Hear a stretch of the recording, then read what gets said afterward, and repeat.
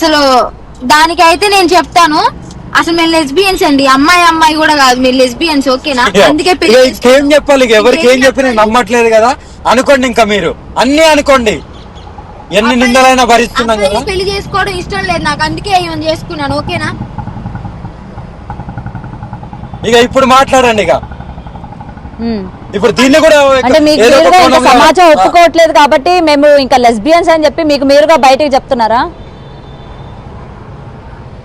ఇంకేం చెయ్యము, ఇంత నిరూపించుకున్నా కానీ మేము ప్రేమించుకొని పెళ్లి చేసుకోవడం తప్ప.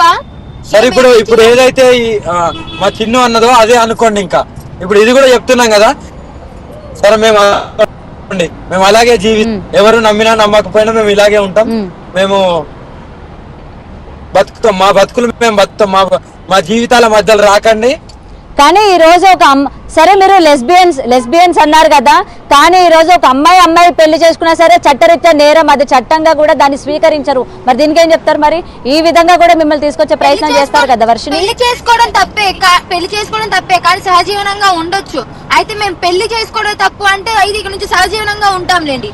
సహజీవనంతో పాటు మేము ఒక పెళ్లి అనేది యాడ్ చేసుకున్నాం, ఏదో మా ముచ్చట ప్రకారం, మాకు కోరికలు ఉంటాయి కదా, అందుకే పెళ్లి చేసుకున్నాం. ప్రజలు అఘోరి నాకేం కోరిక లేవు అని చెప్పి ఇటు అఘోరి దీక్ష పట్టానన్నారు, నీకు ఎటువంటి కోరికలు లేవని చెప్పావు కదా. ఇప్పుడు మీ ఇద్దరికి కలిపి ఎటువంటి కోరికలు ఉన్నాయి? అంటే ఎవరికి ఉపయోగపడే కోరికలు ఉన్నాయి మీకు? పర్సనల్ కదా, పెళ్లి చేసుకున్నాక అంటే పర్సనల్ విషయాలు చెప్పం కదా. ఇప్పుడు పర్సనల్ విషయాలు కూడా మీడియా ముందుకు, ప్రజల ముందుకు పెట్టలేదు. మీ ఇద్దరు పెళ్లిని అటు హిందూ సంఘాల వాళ్ళు కూడా ఖండిస్తూ ఉన్నారు. అండ్ మీరు ఒక మాట కూడా చెప్పడం జరిగింది, పార్వతీ పరమేశ్వరు లాగా మేము పిల్లల్ని కంటాము అని చెప్పారు. ఇది ఎంతవరకు కరెక్ట్ అంటారు? ఇది హిందూ సంఘాలకి సంబంధించి మీరు చేస్తున్న ఈ తీవ్రమైన ఆరోపణలు మీరు ఎలా సమర్థించుకుంటారు? ఎవరు ఎన్ని ఆరోపణలు చేసినా మేము ఉండేది మేము ఉన్నాం, మా తీరులో మేము ఉన్నాం, అన్నిటికీ మేము తెగించే ఉన్నాము. పిల్లల్ని కంటాము, దత్తత తీసుకుని పెంచుకుంటాము. ప్రజలందరికీ మా ఇద్దరిదే భారం అయితే లోకాన్ని కూడా వదిలేసి వెళ్ళడానికి సిద్ధంగా ఉన్నాము. ఇప్పుడు మాదే ఇబ్బంది అయితే చెప్పండి, చచ్చిపోతాం. ఇంకా మీరు లోకాన్ని వదిలి వెళ్లాల్సిన అవసరం ఏముంది? ఈ రోజు ఏంటంటే ఇవాళ ఇన్ని ఆరోపణలు ఎదుర్కోవడానికి కారణం అఘోరి, ముఖ్యంగా మీరే. మొదటి నుంచి మీరు ఏది చెప్పుకొని వచ్చారు, మీరు ఈ రోజు ఎందుకు ఇలాంటి రాంగ్ రూట్ లకు వెళ్లాల్సి వచ్చింది? అందుకనే మిమ్మల్ని సమాజం నమ్మింది కాబట్టి, ఇలాంటి ప్రశ్నలు వేస్తోంది కాబట్టి మీరు ఖచ్చితంగా జవాబిచ్చుకోవాలి. నేనంటుంది ఒకటే, మేము మేజర్స్, మా ఇష్ట ప్రకారం మేము పెళ్లి చేసుకున్నాము, లేదా సహజీవనంగా ఉంటున్నాము. ఇబ్బంది అయితే చెప్పండి, అందరికి చూడటానికి నచ్చలేదు వీడియో పెట్టి మేమే భస్మం అయిపోతాం, ఓకేనా? అప్పుడు ప్రజలందరూ ఎవరైతే అందరు అంటున్నారో అందరూ బాగుండండి, మీరే ఒక 2 ప్రాణాలు పోవడానికి మీరే కారణం. మమ్మల్ని విడదీయాలి అని మాత్రం అనుకోకండి, మమ్మల్ని విడదీస్తే మాత్రం మేము చచ్చిపోవడం 2 ప్రాణాలు తీసిన వాళ్ళే అవుతారు. ఇలా చేసుకోకపోతే, ఓకేనా, శివ విష్ణు బ్రహ్మనే కాదు, శ్రీ వర్షినే కాదు, చెప్తున్నాను కదా, ఎంతకైనా తెగించున్నాం. మా జీవితాల మధ్యలో రాకండి, మేము హ్యాపీగా బతుకుతున్నాం, ఓకేనా? ఇంతకంటే ఎక్కువ చెప్పలేం. హర హర మహాదేవ్. ఇప్పుడు ఇంత కఠినమైన నిర్ణయం తీసుకోవాల్సిన అవసరం లేదు. ఎందుకంటే ఇవాళ మీ పైన చాలా వరకు ఆరోపణలు వస్తున్నాయి కాబట్టి దాన్ని మీరు బయట పెట్టాలి. ఎందుకంటే చాలా మంది జనాలు దేవతని నమ్ముతున్నారు కదా. మన బిగ్ టీవీలో ట్రాన్సాక్షన్ నేను అక్కడ ఎవరైతే మోకిలలో కంప్లైంట్ చేశారో వాళ్ళకు పెడుతున్నాను, అక్కడ ఆమెకు ఈమె ట్రాన్సాక్ట్ చేసిన వీళ్ళకు పెడుతున్నాను. ఈమెకైతే ఎవరైతే రాధిక ఉందో ఆమెకు హ్యాండ్ క్యాష్ ఇచ్చాను 2 lakhs. నేను కంపల్సరీ చెప్తున్నా కదా, నేను ఈ ట్రాన్సాక్షన్ బయట పెడుతున్నాను. కానీ ఎన్ని నిందలమ్మా, ఒకదాని వెనకొకటి. ఇంకోసారి రాధికకి చెప్తున్నా, పెళ్లి అని ముందుకు రాకు.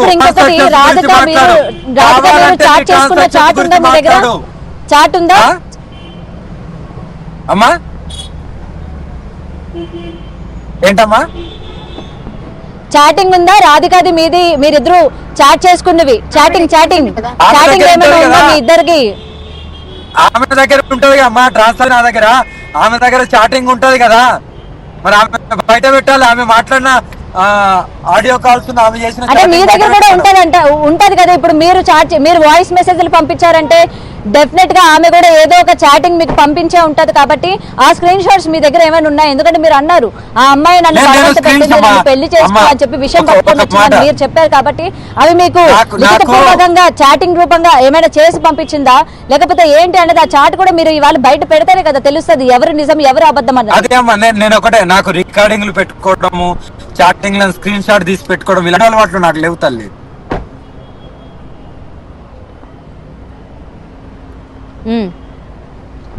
అయితే మీ దగ్గర చాటింగ్ ఏం లేదంటారు? నేను అలా స్క్రీన్ షాట్ లో లేకుంటే ఆడియో రికార్డింగ్ లో నాకు పెట్టుకోవడం నా వల్ల కాదు, నేను పెట్టుకోలేను.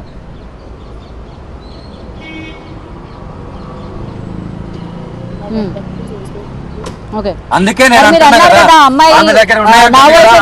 అమ్మాయి వాయిస్ రికార్డింగ్స్ లో లేవు అని అంటే ఆ అమ్మాయి అంటుంది నేను చాట్ పరంగా పంపించాను, తనకి చాటింగ్ రాదు కాబట్టి వాయిస్ పరంగా పంపించాడు అని చెప్తుంది.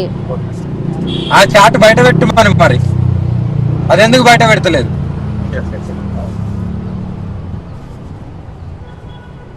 అవి లీగల్ గా పక్కకుంటే నిలబడి ఉన్న ఫోటో పెడుతున్నారు కదా పెళ్ళైనట్టుగా.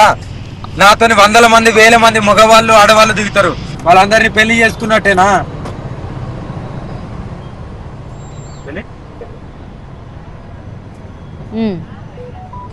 ఓకే. అండ్ ఇంకొకటి బండి పాడైంది, డబ్బులు వేసాను, ఆ బండి పాడైన ఫోటోలు కూడా ఇవాళ తన దగ్గర ఉన్నాను అని చెప్తుంది. అవి కూడా లీగల్ గానే లాయర్ కి సబ్మిట్ చేశానని చెప్తుంది. మరి ఫోటోలు వీడియోస్ ఉంటే పెట్టమనండి వాళ్ళ దగ్గర ఉంటే. సరేనా తల్లి, నేను బండి వెళ్తుంది, బండిలో ఉన్నాను, కార్ లో ఉన్నాను, మేము ప్రయాణం కొనసాగిస్తున్నాము. ఒకవేళ నేను ఇప్పుడు రెండింటి మీద క్లారిటీ, రైట్, పెళ్లి రాధిక అనే ఆమె పెళ్లి గురించి కాకుండా ట్రాన్సాక్షన్ గురించి మాట్లాడమనండి. పెళ్లి గురించి ఆధారాలతోని ముందుకురా. నువ్వు పెళ్లి గురించి వీడియోస్ ఉన్నాయేమో ముందుకురా, నువ్వు మాట్లాడిన నువ్వు పెట్టిన చాట్ తోని ముందుకురా. ఏదైతే డైరెక్ట్ ఆయన అకౌంట్ లో పడ్డాయి. గారికి 5 లక్షలు వేయించుకుంది. ఆ జడ్జిని పిలిపియండి, అప్పుడు నిజ